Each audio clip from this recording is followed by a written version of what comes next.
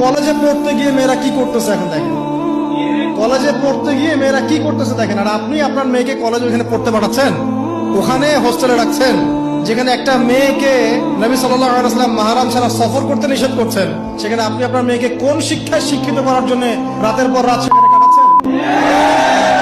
তারা নিজেরাই বলছে যে মেয়েদেরকে ফোর্সফুলি যৌন কাজে বাধ্য করা হচ্ছে, মানে ইজ্জত চলে যায়। যাক ভাই, আমার সার্টিফিকেট চাই বিষয়টার, নাকি ইজ্জত যাক, কতজন আমার সাথে কি করে করুক, বাট আমার একটা সার্টিফিকেট চাই, একটা অনার্সের একটা মাস্টার্সের সার্টিফিকেট চাই। এটা দিয়ে আমি বিসিএস ক্যাডার হব, এটা দিয়ে আমি প্রাইমারি স্কুলের টিচার হব, এটা দিয়ে আমি জাতি গঠন করবো, নাকি? পরে এরাই তো আপনার ঘরে বউ হিসেবে আসবে, মানে আপনার কি অবস্থা হবে চিন্তা করেন এখন।